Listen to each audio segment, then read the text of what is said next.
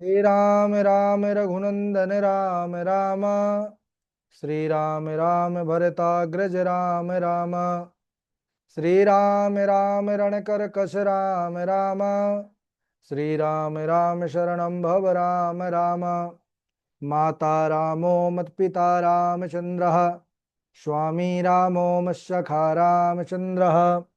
सर्वस्वं मे रामचन्द्रो दयालुर्नान्यं जाने नैव जाने न जाने। अञ्जनानन्दनं वीरं जानकी शोकनाशनं कपीशमक्षहन्तारं वन्दे लङ्काभयङ्करम्। भक्ति भक्त भगवंत गुरु चतुर्नाम उपवेक। इनके पद वंदन किए नाशत विघ्न अनेक। श्री सीता जू के पद कमल जब लग हृदय नवास। श्याम भ्रमर आवत नहीं तब लगता के पास।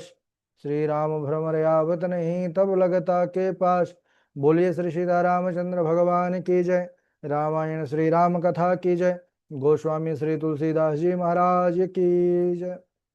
परम मंगलमय परात्पर अखिलेश्वर अचिंत कल्याण गुणगण निधान सर्वेश्वर सर्वाधिपति अकारण करुणा वरुणालय अकारण करुणाकारक अचिंत कल्याण गुणगण निधान सर्वेश्वर सर्वाधिपति श्रेष्ठ आचरणवान प्रजा के सुखदाता आनंद कंद भगवान श्री रामचंद्र कौसल्या आनंद वर्धन अवध नरेंद्र नंदन श्री रघुनंदन विदेह वन सभई जयंती जनक नरेंद्र नंदनी भासुती जगदीश्वरी माँ सुनैना की आंखों की पुतलिका विदेह जा जनक जा जनकाधिराज तनया जनक राज किशोर वैदेही मैथिली श्री राम प्राण वल्लभा श्री जानकी जी।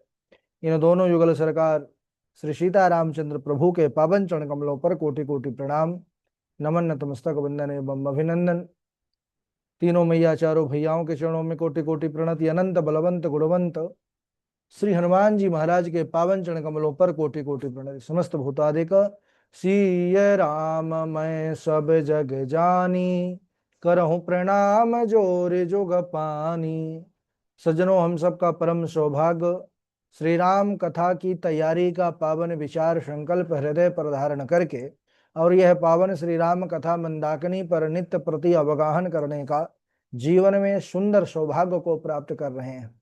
राम कथा सीखने की उत्कट अभिलाषा हम सब के हृदय पर और प्रभु श्री रामचंद्र जी की ऐसी पावन यह कथा मंगल करणी कलमल हरण तुलसी कथा रघुनाथ की, ये कल यानी कलयुग के जो विकार हैं उसका जो गंदगी है इसको साफ करने वाली भगवान की कथा है। मनुष्य को निर्मल विशुद्ध शाश्वत सुंदर सनातन बनाने वाली यह भगवान की श्री राघवेंद्र प्रभु की कथा है। इस समय हम सब बड़े ही करुण प्रसंग पर प्रवेश किए हैं। श्री रामचरितमानस अंतर्गत प्रभु श्री राम को वनवास होने वाला है। 14 वर्ष का वनवास और अपने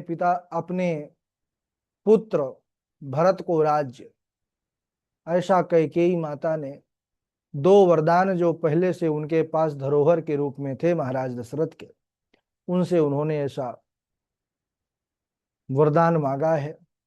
महाराज दशरथ वरदान सुनकर के विकल हो गए। पहले वरदान से उनको ज्यादा पीड़ा नहीं हुई कि उन्होंने सोचा कि कोई बात नहीं, मेरा राम तो शुरू से यही चाहता था कि उनके जगह पर उनका सबसे प्रिय भाई भरत राज्य गद्दी पर बैठे। लेकिन दूसरा वरदान जब राम जी को वन की बात सुनते हैं तो महाराज दशरथ बड़े विकल हो जाते हैं, क्योंकि वो ऐसे प्रेमी हैं। महाराज दशरथ प्रभु श्री राम के प्रति प्रेम महाराज दशरथ जी का कितना श्रेष्ठ था, ये दर्शन करिए। हम सब कहते तो हैं कि हम प्रभु से प्रेम करते हैं, स्टेटस लगाते हैं, शेयर करते हैं अपना भाव कि हम कितना भगवान को मानते हैं। वस्तुतः जो भगवान के प्रति समर्पण और भगवान के प्रति प्रेम है उसका दर्शन इस प्रसंग पर हमको प्राप्त होता है। महाराज दशरथ कितना अनन्य गति से प्रेम करते हैं। जैसे चातक वह स्वाति बूंद का जिस प्रकार प्रेमी होता है, चाहे वह प्यासा मर जाए लेकिन बिना स्वाति बूंद के वह जल ग्रहण नहीं करता, चाहे कितनी भी वृष्टि। ऐसे ही महाराज दशरथ जैसे एक सर्प होता है, जो मणिधारी सर्प होता है, मणि के बिना उसका जीवन नहीं होता, ऐसे ही महाराज दशरथ हैं जो प्रभु श्री राम जी के बिना जीवन की कल्पना एक क्षण के लिए नहीं कर सकते। जब उन्होंने सुना कि 14 वर्ष राम वनवासी, तो महाराज दशरथ विकल हो गए, मूर्छित हो गए। मूर्छा जब जाती है, अनुनय विनय करने लगते हैं, कैकेयी के चरणों में गिर करके क्षमा याचना करने लगते हैं कि हे कैकेयी, हे रानी, तुम ये दूसरा वरदान अपना वापिस ले लो। अरे तुम उस राम को वन भेजना चाहती हो जिसका स्वभाव ऐसा है, जासु स्वभाव अरिह अनुकूला, जिसका इतना सुंदर स्वभाव है, इतना सहज स्वभाव है कि उसके शत्रु भी उसकी बड़ाई प्रशंसा करते हैं। तुम उस राम को वन भेजना चाहती हो, एक बार उस राम का वह सुंदर चेहरा स्मरण करो। अरे तुम तो सबसे ज्यादा प्रेम राम से करती थी, तुमको क्या हो गया? इस प्रकार इतनी कठोर मत बनो। अगर मेरे राम से कोई भूल हुई है, वैसे तो राम से कभी कोई भूल होती नहीं है, अपराध बनता नहीं है, फिर भी अगर उससे कोई जाने अनजाने में भूल हुई, उसका पिता दशरथ तुम्हारे चरण में हाथ जो है जोड़ करके ये प्रार्थना करता है कि उसको माफ कर दो और उसको इतना भयानक कठोर दंड मत दो, वन मत भेजो। लेकिन कैकेयी महारानी अपना अंतिम निर्णय महाराज के सम्मुख सुनाती हैं कि होते प्रात मुनि बेश धरी, जो न राम बन जाहि, मोर मरनु राहुर जस, नृप समुझहि मनु माहि। महाराज सुन लीजिए, मेरे वरदान तो मैं वापस नहीं लूंगी, और ये भी सुन लीजिए, सवेरा होते ही अगर मुनि वेश धारण करके राम वन नहीं गया तो मेरा मरण निश्चित समझ लीजिए आप। और मेरा मरण बस नहीं होगा, आपका संसार में जगत में अपयश होगा कि दशरथ चक्रवर्ती सम्राट रघुकुल के परंपरागत जो राजा हैं वह अपना वचन पालन नहीं किए। महाराज दशरथ सुनते ही कांप गए हैं, कहने लगे कैकेयी मैं बहुत बड़ी गलत फहमी में था, मैं तो हमेशा यही सोचता रहता था, मानता रहता था कि कैकेयी मुझे सबसे ज्यादा प्रेम करती है, लेकिन ओ बैरिन, ओ पापिन, तू बड़ी जो है कठोर निकली। रो रहे हैं महाराज दशरथ, बिलक बिलक करके रो रहे हैं। कहते हैं कि मैं अपनी सीधी साधी कौशल्या को क्या मुख दिखाऊंगा, आज तक उसने मुझसे कभी कुछ नहीं कहा, कुछ नहीं मांगा, मैं उससे कैसे कहूंगा कि मैं तेरे बेटे राम को वन भेज रहा हूं। और मेरा राम वह तो बड़ा सच्चा है, सीधा है, सरल है, मैं जानता हूं मेरे कहने पर तुरंत वन की ओर जाने लगेगा। लेकिन कैकेयी अगर जाते जाते उसने मुझसे पूछ लिया कि पिताजी मेरा क्या अपराध है, ये भी बता दीजिए कि मैं वन में रह करके उस अपराध का प्रायश्चित कर सकूं, तो मैं क्या उसको उत्तर दूंगा। ऐसे बिलख बिलख करके महाराज रो रहे हैं। सूर्य नारायण को कभी पुकारते हैं कि हे सूर्य नारायण, आप उदित मत होना, अगर आप उदित हो गए तो तीन तीन विधवा बहुओं का जो है मुंह देखोगे। हा राम करते हुए महाराज पृथ्वी पर गिर पड़े हैं। बस यही कहते हैं, कोई जाकर राम से कह दे कि वह अपने पिता के वचन का पालन ना करे, आज्ञा का पालन ना करे, वन ना जाए, भले ही मुझे हजारों वर्षों तक नरक की यातना भोगनी पड़े, लेकिन मैं अपने राम को अपने से दूर नहीं देखना चाहता। पूरी महाराज दशरथ हा राम करते हुए बिकल पड़े हुए हैं। जैसे सर्प मणि से विहीन सर्प की गति होती है, आज वही गति महाराज दशरथ की हो रही है। बोलो राम राम राम बोलो, राम राम राम बोलो, राम राम राम बोलो, राम राम राम। सारा जग है तुझ में समाया, सकल विश्व है तेरा बनाया। सारा जग है तुझ में समाया, सकल विश्व है तेरा बनाया। बोलो राम राम राम बोलो, राम राम राम।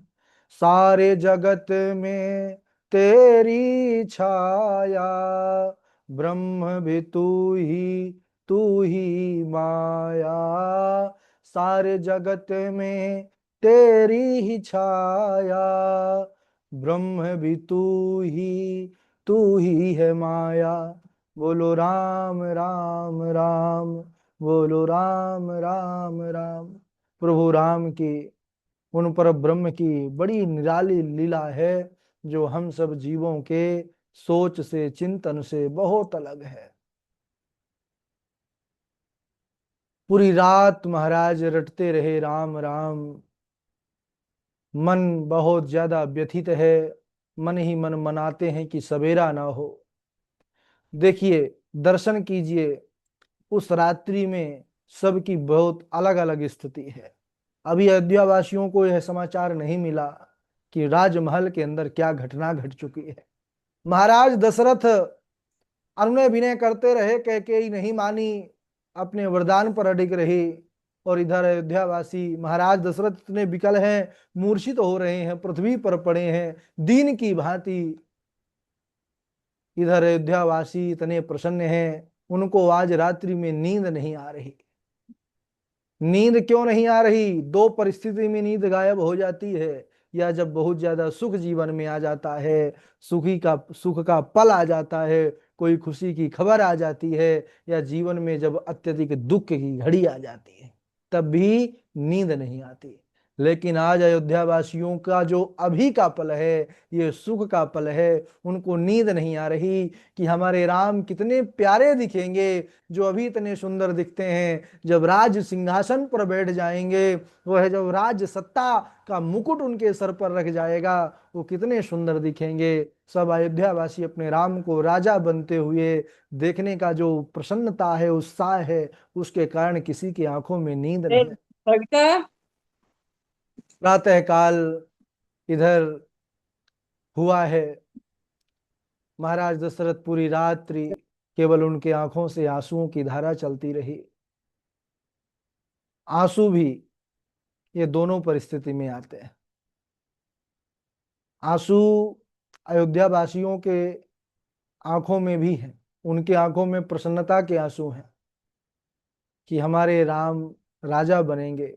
महाराज दशरथ की आंखों में आंसू हैं, लेकिन ये दुख के आंसू हैं।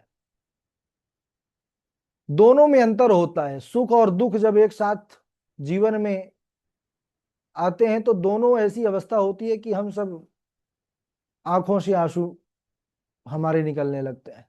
लेकिन अंतर क्या है उन आंसुओं में? जो प्रसन्नता के आंसू होते हैं, जो सुख के आंसू होते हैं, उनमें उत्साह होता है। और जो दुख के आंसू होते हैं, उसमें वेदना होती है, उसमें आह होती है। महाराज दशरथ के आंखों से निकलने वाले जो आंसू हैं, उसमें सज्जनों वेदना है, उसमें आह छुपी हुई है। महाराज दशरथ जो पूरा रात्रि हा राम कह करके रो रहे हैं। यहाँ पर बाबूजी ने लिखा है इस बात को, तेहे निसी नींद परी नहीं काहू, राम दरस लालसाऊ छाहू। तेहि निस नींद परी नहीं काहू, राम दरस लालसाऊ छाहू। अयोध्या के नागरिक बड़े प्रसन्न हैं। पूरी रात्रि प्रसन्नता के कारण नींद नहीं आई। प्रातः काल जल्दी जल्दी स्नान आदि करके सुंदर वस्त्रों को पहन करके हैं, पुष्पों का हार लेकर के अयोध्या के राजद्वार पर पहुंच रहे हैं कि आज सुंदर इन मालाओं से अपने राजा राम का स्वागत करेंगे।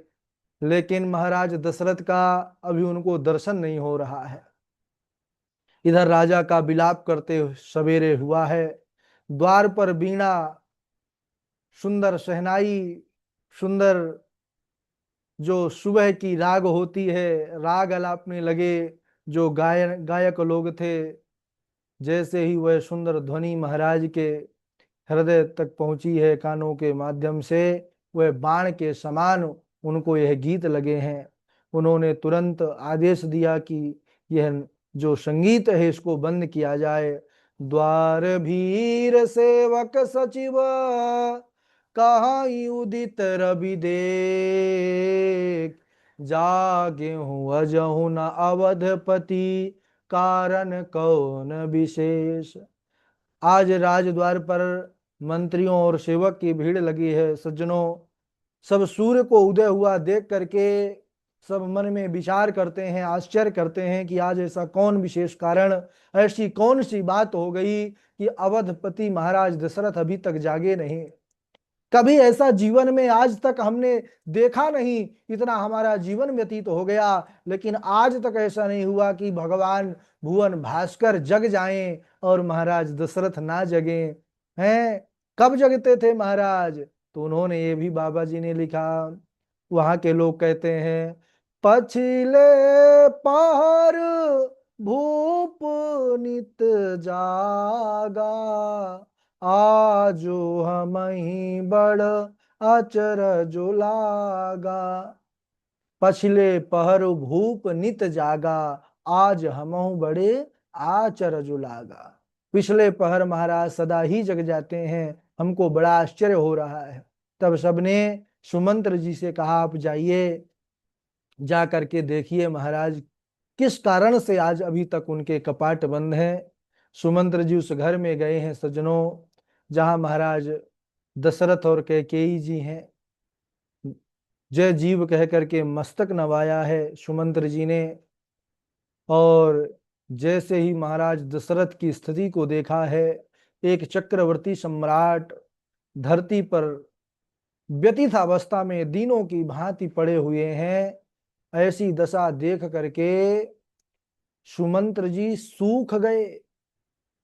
शोक से विकल पृथ्वी पर पड़े हुए महाराज दशरथ की ऐसी स्थिति है जैसे कमल के सुंदर पुष्प को कोई जड़ के सहित उखाड़ करके और फेंक दे और वह जैसे मुरझा जाता है, वैसे ही आज महाराज दशरथ का शरीर है।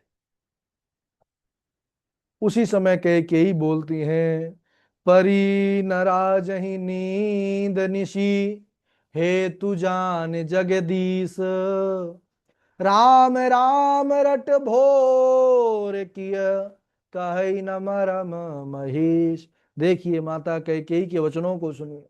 सब जानती हैं, लेकिन क्या कह रही हैं सुमंत्र जी से कि परी न राजहि नींद निशी, हे तू जान जगदीश, राम राम रट भोर किय। रात को रात जो है महाराज पूरी रात्रि सोए नहीं, इसका कारण जगदीश जाने। इन्होंने राम राम रट करके सवेरा किया है, अतः सबसे पहले राम जी को बुला लाइए, क्योंकि राम जी को आने में जितनी देर होगी उतनी ही अधिक पीड़ा महाराज को होगी। इतना सुनते ही सुमंत्र जी बाहर निकले हैं, सबका समाधान किया और कहाँ गए? गयऊ जहां दिन कर कुल टीका, जहां सूर्य कुल के तिलक महाराज प्रभु श्री राम हैं, वहां पर गए हैं और जा करके प्रभु श्री राम से तुरंत बोले हैं कि चलिए महाराज, आपको यथाशीघ्र बुलाए हैं भवन पर। प्रभु श्री राम सुनते ही कि पिता की आज्ञा है, छठ वह महाराज सुमंत्र के साथ आते हैं। यहाँ पर प्रथम बार में दिनकर कुल टीका कहा और दूसरी बार में रघुकुल दीपा कहा। टीका यानी तिलक। तो तिलक से केवल शोभा होती है, पर दीपक का प्रकाश पराधीन होता है, वह पवन से बुझ जाता है। जो दीपक होता है, पहले तो लोग दीपक से ही कार्य करते थे, अब तो कई उपकरण आ गए, संसाधन हो गए, तो दीपक को अब लोग देखना भी दुर्लभ हो गया है। तो जब माताएं कुछ कार्य करती थी तो दीपक प्रज्वलित शाम से ही कर लेती थी, सूर्यास्त के बाद। तो दीपक का जो लौ होता था, उसका जो प्रकाश होता था, उसको माताएं अपने आंचल से भी उसको बुझा देती हैं। अंचल वात बुझावई दीपा। तो यहाँ पर कहते हैं कि कैकेयी रूपणी विपत्ति अपने सुख रूपी अंचल के वचन रूपी वायु से उसे बुझाने का प्रयास करेगी। यही जानकर यहाँ कवि ने मणि कहा है। क्यों? मणि स्वयं प्रकाशवान होती है। अच्छा, मणि के प्रकाश को क्या बुझाया जा सकता है? दीपक के प्रकाश को फूंक करके, हाथ के झोंक हवा करके, या अपने अंचल से बुझाया जा सकता है, या कोई तूफान आ गया तो बुझ सकता है। लेकिन जो मणि का प्रकाश होता है, वो चाहे कुछ भी हो जाए, वो प्रकाश बना रहता है, यथावत रहता है। ऐसे ही यहाँ पर जो बाबा तुलसीदास जी हैं, उन्होंने इनको जो है मणि की संज्ञा दी कि किसी के बुझाने पर भी ये प्रकाश बुझने वाला नहीं है। राम जी का मन जरा भी विचलित ना होगा। हाँ, क्योंकि तुरंत वो तो सुनते ही कि पिताजी का वचन है, तो पिताजी की इच्छा ना होते हुए भी वन की ओर चल देते हैं। अच्छा, जा करके प्रभु श्री राम जी ने जब महाराज दशरथ की स्थिति को देखा है, कितना ज्यादा उनके हृदय पर वेदना है, इसकी हम सब कल्पना भी नहीं कर सकते। देखिए, ये प्रभु श्री राम है, चक्रवर्ती महाराज दशरथ के पुत्र हैं और साक्षात नारायण हैं। इन्होंने दुख कभी ना तो देखा था, ना कभी कानों से सुना था कि दुख होता क्या है। और जब उन्होंने पिताजी की ऐसी स्थिति को देखा तो विकल हो गए, और धैर्य धारण करके माँ कैकेयी से ही पूछा है कि मोहि कहु माँ तो तात दुख कारण। माँ, मुझे पिता के दुख का कारण बताओ, उसके निवारण का मैं पूरा प्रयत्न करूं। कैकेयी मैया बोलने लगी कि राम सुनो, सब कारण तो यह है कि राजा सबसे ज्यादा तुम पर स्नेह करते हैं, यही इनके दुख का कारण है। मुझे दो वरदान देने को कहा था, और जो मुझे अच्छा लगा वो मैंने मांग लिया। अब राजा को उससे बड़ा शोक हो रहा है, क्योंकि उसके देने पर तुम्हारा साथ छोड़ना पड़ेगा, और इनका किया यह हो नहीं रहा। दो प्रकार से महाराज यहाँ पर संकट में आ गए हैं। अगर उस वरदान को पूरा करते हैं तो बेटे का मोह छोड़ना पड़ेगा, अगर बेटे का मोह पालन करते हैं तो प्रतिज्ञा भंग हो रही है। अब काम तुम्हारा है, यदि तुम स्वयं प्रसन्नता पूर्वक उस आदेश को शिरोधार्य करो तो सब संकट हटा ही है। सारी कथा उन्होंने कैकेयी ने कह सुनाया। और जब प्रभु श्री राम ने यह सुना कि इस दुख, पिताजी के दुख का कारण मैं हूं, तब प्रभु श्री राम जी बहुत ग्लानि से भर गए, बड़े दुखी हुए कि मेरे कारण पिताजी को इतना कष्ट सहना पड़ा। और वह आंखों में आंसू लेकर के कैकेयी माता से कहते हैं कि माँ, आप मुझको बुला करके कह दी होती, मैं अभी तक वन चला गया होता। इतनी छोटी सी बात के लिए आप पिताजी से वरदान वचन मांगने की क्या आवश्यकता थी? माँ, वह बेटा तो सौभाग्यशाली होता है जिनको माता पिता के आज्ञा पालन का अवसर जीवन में प्राप्त होता है।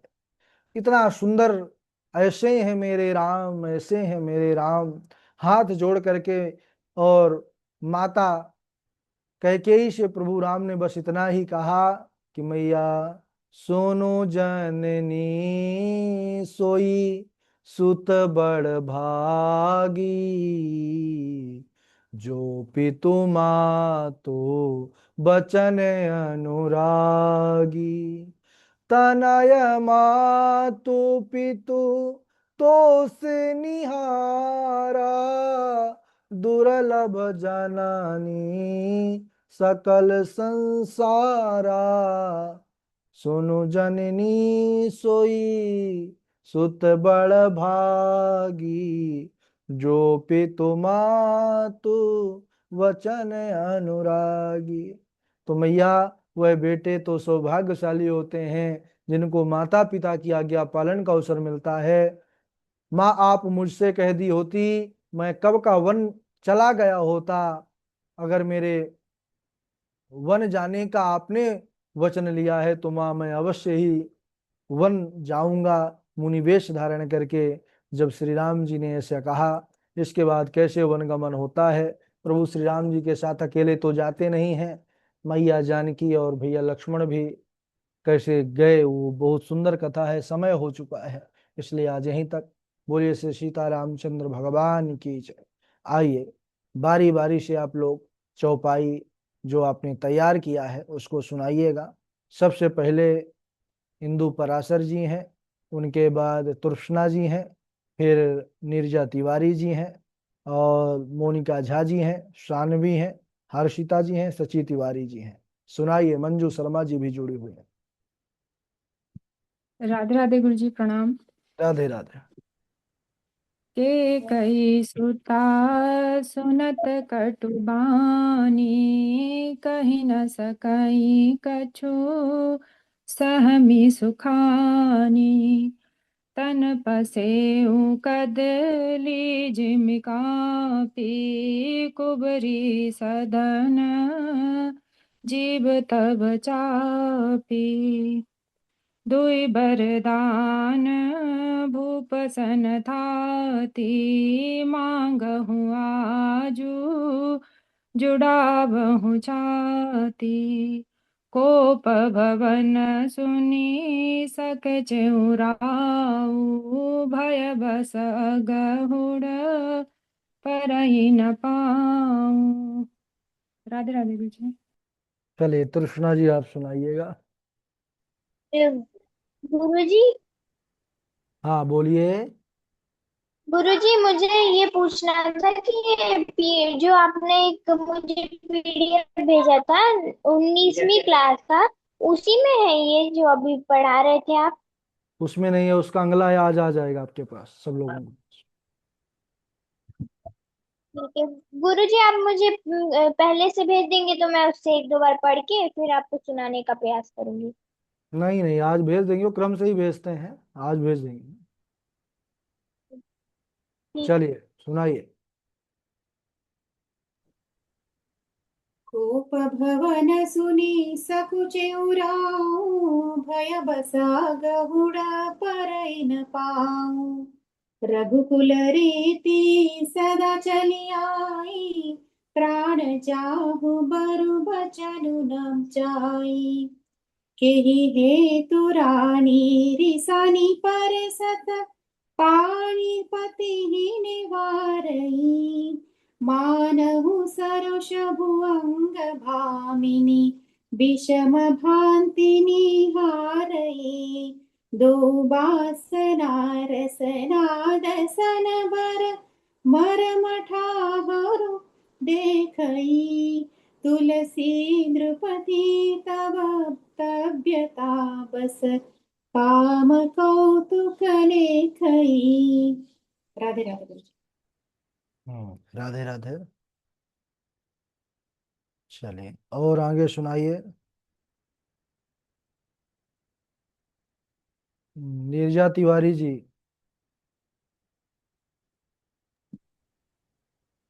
प्रणाम। सबको प्रणाम करते हुए,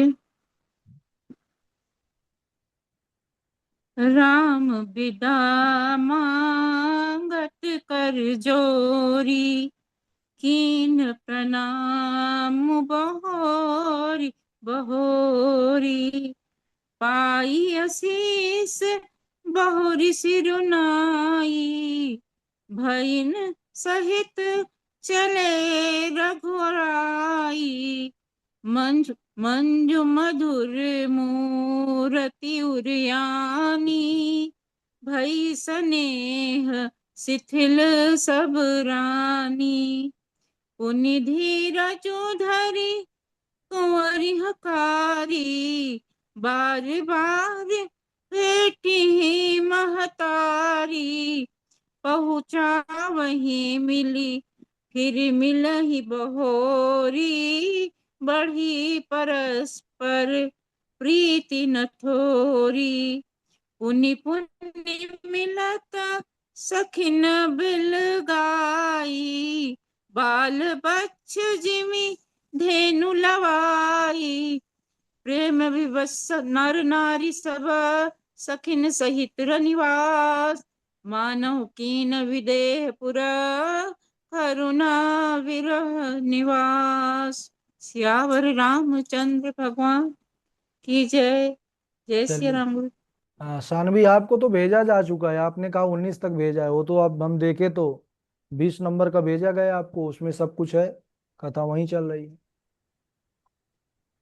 ध्यान नहीं देते देखते हो। हैं गुरुजी, हमको तो बस मिला है। ऐसे कैसे होगा, आपने देखा है।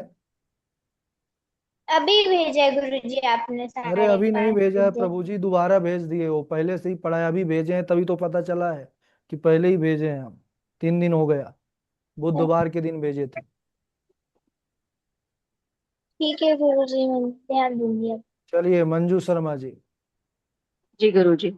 नामो मंथरा मंदमती, चेरई के कई केरी, असज पिटारी ताही करी, गई गिरामती फेरी।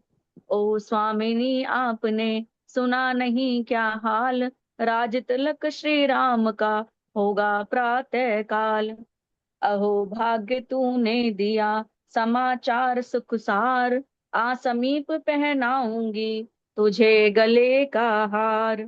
प्रिय सिय राम कहाँ तुम रानी, राम ही तुम्हें प्रिय सो कुर्बानी। रहा प्रथम अब ते दिन बीते, समय फिरे रिपु होई प्रीते। राधे राधे गुरु जी। सानवी आप सुनाइए, माइक चालू करिए।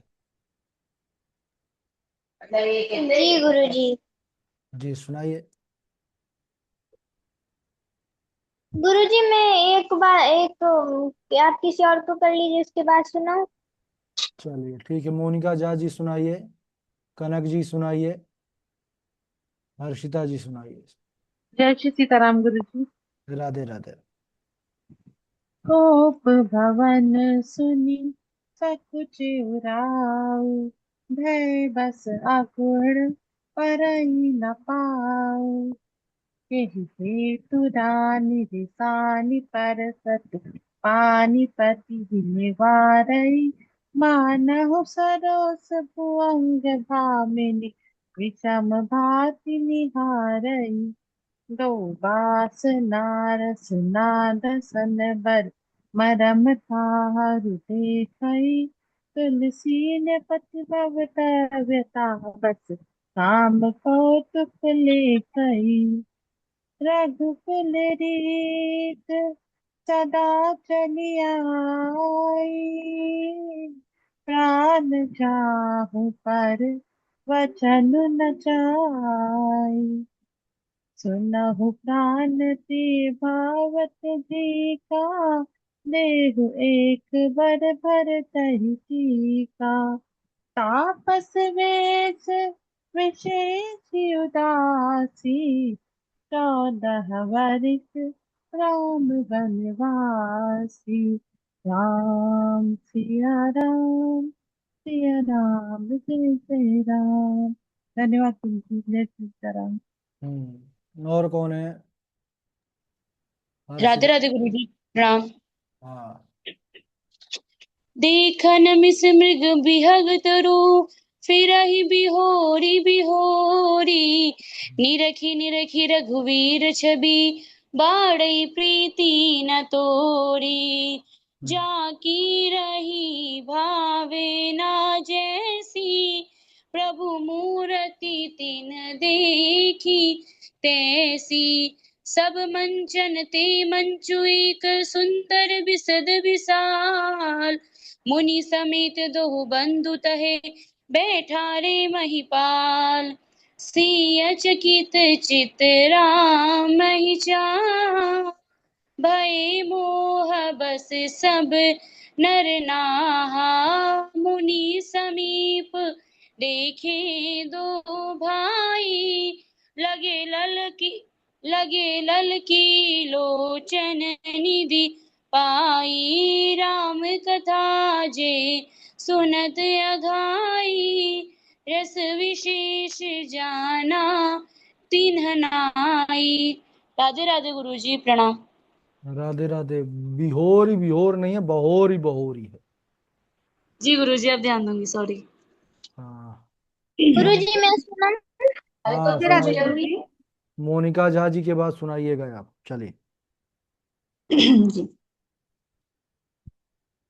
प्रिय सिया राम कहाँ तुम रानी, राम ही तुम प्रिय सो फुरी बानी। रहा प्रथम अब ते दिन बीते, समौ फिरे रिपु होहि प्रीते। के सुता सुनत कटुबानी, कही न सकई कछु सहमी सुखानी।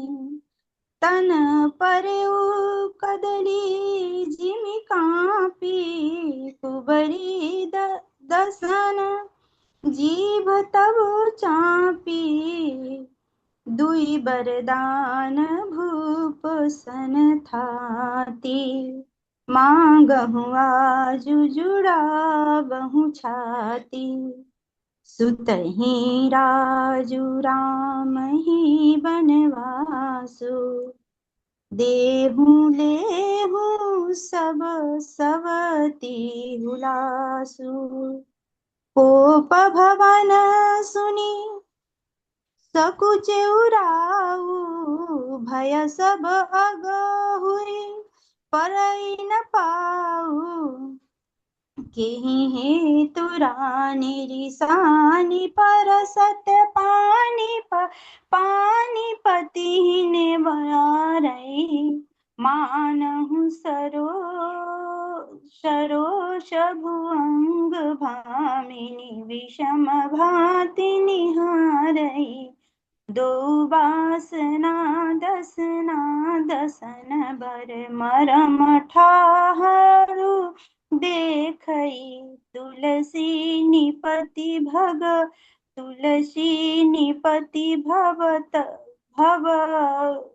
भवतव्यता, सब काम कौतुक लेखई। राधे राधे गुरु जी। सुनाइए सानवी जी। जी गुरुजी सुना। अहो भाग्य तूने, गुरुजी अभी स्वर नहीं आता, बस गा रही है। अहो भाग्य तूने दिया समाचार सुख सार, आ समीप पहनाऊंगी तुझे गले का हार। ठीक है, स्वर तो ठीक है, अच्छा है। और बस एक ही याद किया है, चौपाई हाँ गुरुजी। 2-3 चौपाई याद किया करिए। देखिए आपके पास 3 दिन पहले भेजे थे, आप ध्यान नहीं दिए, तो ध्यान दिया करिए थोड़ा, ठीक है। ठीक है गुरु। हाँ चलिए, और कोई है जो अभी तक नहीं सुना है? सची तिवारी जी सुना चुकी हैं, राधे राधे गुरु जी। नहीं, अभी नहीं सुना है गुरु जी। सुनाइए। सुत ही राज राम ही वनवासु, देहु लेहु सब सवति हुलासु। गोप भवन सुनी सकच हुराऊ, बयवश अगहुर परहि न पाऊ। केहि हेतु रानी रिसानी बरसत, पानीपति निवारहि। मानहु सरोस भुअंग भामिनी, विषम भात निहारहि। दो वासना रसना दसन वर, मरम ठाहर देखहि।